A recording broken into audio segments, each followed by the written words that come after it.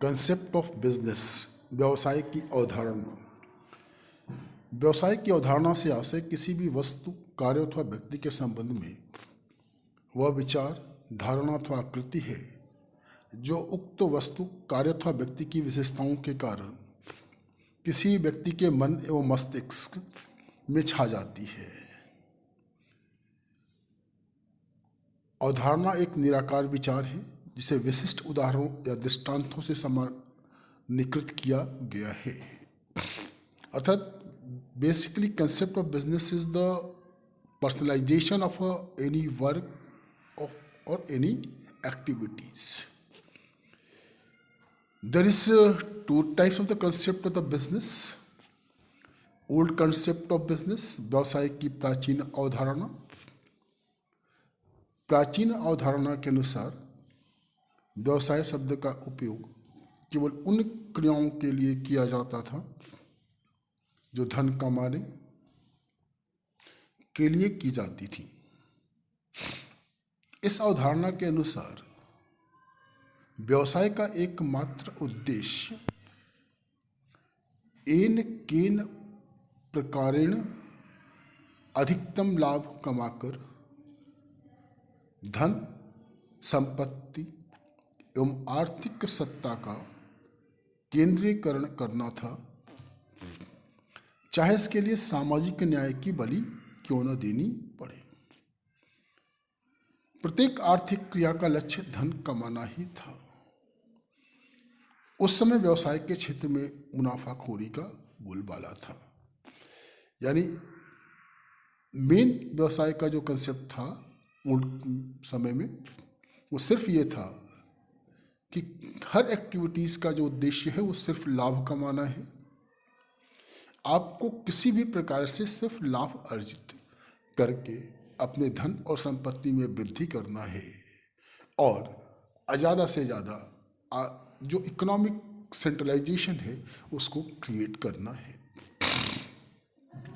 दूसरा कंसेप्ट है modern concept of business, व्यवसाय की आधुनिक अवधारणा।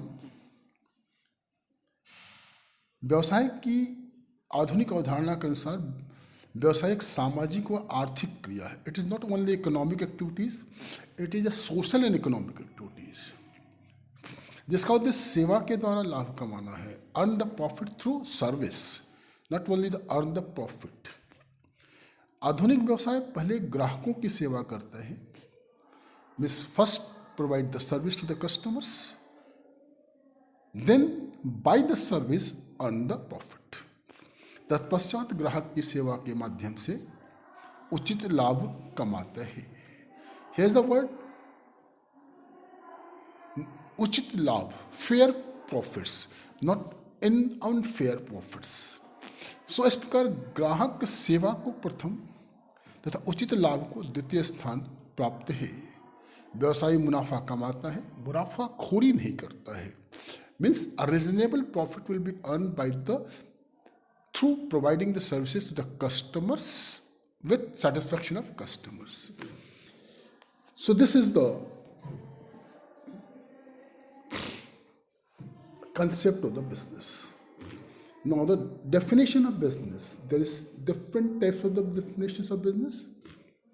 In the narrow concept, according to Norton, the term business means the exchange of goods, money or service for mutual benefits.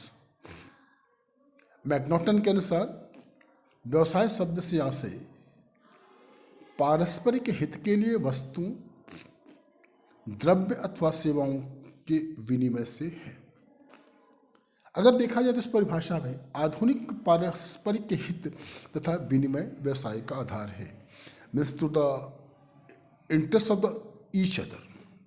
Exchange is called the business. किंतु व्यवसाय में दोनों के अतिरिक्त अन्य क्रियाएं जैसे आर्थिक उत्पादन भी सम्मिलित किया जाता है। अतः व्यवसाय की यह परिभाषा अधूरी एवं संकुचित है। So nowadays it is not much justified.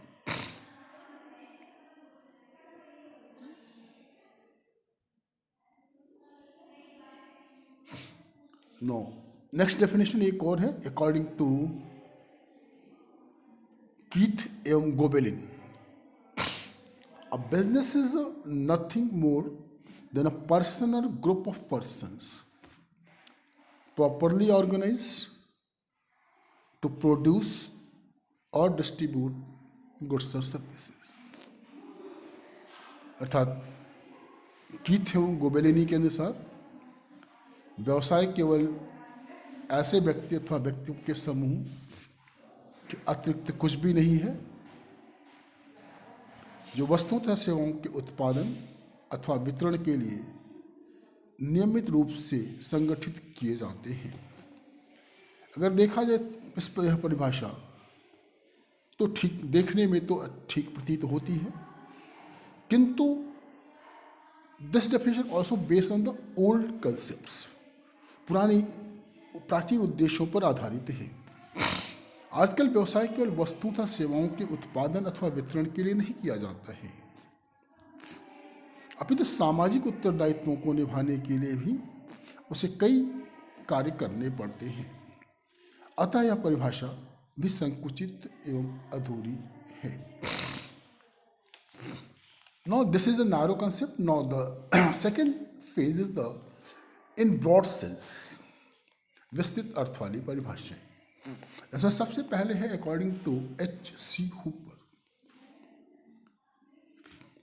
It means the whole complex field of commerce and industry, the basic industries, processing and manufacturing industries, and a network of ancillary services, distribution, banking, insurance, transport, and so on, which serve and interpenetrate the world of business as a whole। अर्थात SC. Hooper के अनुसार व्यवसाय से आशय वाणिज्य एवं उद्योग के संपूर्ण जटिल क्षेत्र, आधारभूत उद्योगों,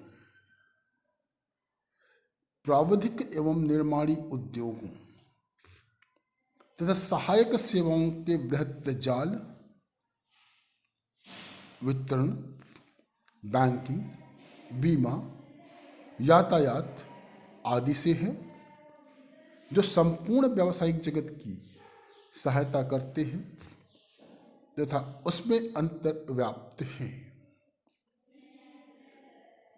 According, this is the definitely the narrative definition or broad definitions explanatory। इसमें व्यवसाय की विभिन्न क्रियाओं को समावेश किया करने का प्रतिक्रिया कि all the activities of the business will be included in this definition। इस दृष्टि से परिभाषा व्यवसाय के क्षेत्र पर प्रकाश डालती है। Definitely this definition focus on the scope of the business,